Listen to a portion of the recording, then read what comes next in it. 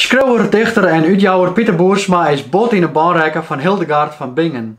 Dat wie een Duits kanon uit de 12e eeuw en in Hattied al een gruthiet. Ze stifte 2 kleesters, schreef visioenenboeken, ze correspondeerde daarnaast met omraak met geestelijken en leken. Ze schreef kosmologische, plantkundige en medische verhandelingen en componeerde geestelijke lieden nevens de Gregoriaanse traditie, maar op een eigen manier. Benamen toch haar geneeskundige en muzikale nalatenschap is ze joertedij bij een groot publiek bekend. Pieter Boersma, rekker van haar in de ban, zat ik al zei, en laai in een cyclus 4 riegelige gedichten zijn beeld van Hildegard vast. Een tige nieuwsgierige insteek voor een bondel. Lezers van zijn werk binnen wel wend dat Boersma van oorsoortige invalshoeken houdt. Hij neemt de lezer voortdaliks mee als hij schreeuwt. Het Hildegard-kleester heeg boven Rudesheim, een wiet uitzag over de delta van de Rijn. Als vogels in een koude wo mijn vrouw ha, zongen de nonnen de vesper steer en fien. Bij Ronestiel stileren oker gielen, nee neert in de abdijtserken dat verbrekt. In balgevelden halibbenstafrielen, vanzelfs dat ze keizer Frederik sprekt.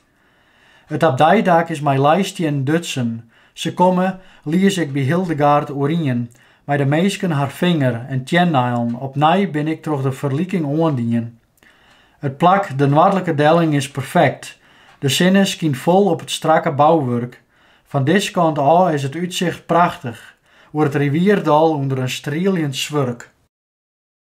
Daarna begint in totaal 312 versen een persoonlijk verhaal over Hildegard van Bingen. Ik zit maar zijn persoonlijk omdat de dichter de vaak nog doorheen schimmert. Dat kan wijzen als er met je wrakkenknibbels de treppens beklimt of van het uitzicht geniet het, liekens in de vorige 4 regels. Maar ook hoe er Hildegard belibbert, hoe er van haar schreeuwen en van haar skiertnis betjoenen wordt. En mijn verhaal bedoel ik dat het verhellende poëzie is, in de zin dat er een verhaal verteld wordt. De chronologische opbouw tjoegt er van. Ik ga daarom aanstrijd om het als 1 gedicht te zien met 4 riegelige strofen. Dit is nou rustig de bondelblaadje. Het is met 312 versen een relatief tjokke bondel. Het is vrij opmaken door Jelle Post die zo wel tabetrouwd is. John Bosma had een tal toepasselijke tekeningen maken die mij het oerheidje wel meer voorbij komen zullen. Ze krijgt heel duidelijk werk in dat heel de 2e en de 4e regel riemet. Er zit dus een duidelijke structuur in. De versen hebben geen interpuncties, zodat gewoon goed lezen worden moeten van dat omgaande.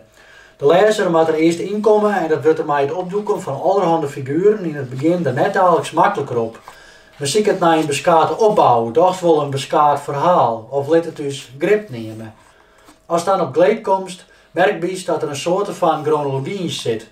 De verskate boekwerken van Hildegard van Bingen worden behandelen. De dichter reist uit en terug naar verskate kerken en musea. De dichter liet de lezer weten wat de zaal vindt van wat er van haar leest.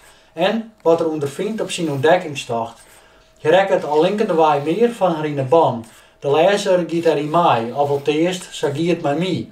Die ban van Boersma wordt heel een lieflijker ek. Laat me nou een paar versen lezen. Op een berg ga ik weer stenen aanrekken. Jaren ze aan tel als wat dat de from. Wel 2 in de morgen van de Vrouwelijkskloes. Vanzelfs om zou een Hildegard te komen. Elke gedicht dat ik hoe Sint Hildegard schreeuw, kiest een verklaring van oerjef te nemen. Ek als ik enkeltrus mijn ironie vreeuw. Ik kan tinkend on haar en die verdremen. Men weet het mijn dichters niet, ze liegen de weerhiet dat er wel zijn wordt. Die ironie hier lijkt me zuiver weer ironie, omdat men wel onder de tjonge wijzen mat, want oors zou men geen volslijne bondel onder een non uit de 12e eeuw waaien. Hawaar, daar maar jouw sugar van dit besprek verder nadenken. Ik vond het aardig om als lezer met de dichter op een paard te gaan. Je maakt het persoonlijk, zat ik al zei. Dat maakt het tegelijk luchtig op een beskaten wijze. En dat afwisselen met mooie regels als de mens is een brekkelijk vet, licht en zoende. Bestaan net alle mensen uit zijn strijdigheden. Paradoxaal is hier het goede woord. Het woord dat de dichter ook een paar keer broekt de ongaande Hildegard. Zat ik haar ken in alles paradoxaal. Want ek al hier ze een vin meer als een beest, zo wie boppen al mensen. Is de dichter daarom zo onder het jongen als menske, als tjinstrijdig menske, of om te ziektocht in een religieus verlet verzocht? Een paar keer wordt neemt dat er wel met het Roomske leeuw opgegroeid is, maar nou van God los is. De ziektocht naar Hildegard kreeg het betiden wat religieus, of in alle gevallen spiritueels. En zat dat giet, beleeft elk dat op zijn eigen wijze. Let me waren de 2 versen lezen die ik als de Kai-versen van de Bondel beschouwje. Weet hoe volle hoe haar is speculatie. Feit en fictie vorm je het aan amalgaam. Hildegard van Bingen is een creatie. Ik maatje van haar een mij passende faam. Als ik aan haar denk, viel ik me dicht bij haar. Een vers hoe haar schreeuwen is haar ongekroepen. In het beeld van Oswald ha ik geen verwar. Onder het habiet een vrouw in een joepe. Ziekje en stripje wie net al hier naar een beskaat ideaal, wat het dan ook maar wijzen mij. Wie binnen ommers al hier ziekjendes, dat is mem dat altijd een site. En jilt dat voor dichters net het meeste. Dat zijn hebben we mij duidelijk wijzen dat Pieter Boersma mij onder Hildegards tjoen een tiegenaskerige bondelskreun had, dat ik nog wel volle meer hoe ze kennen hier. Maar ging zelfs met de dichter op ziektocht naar die interessante figuur van Hildegard van Bingen, maar de net minder interessante dichter.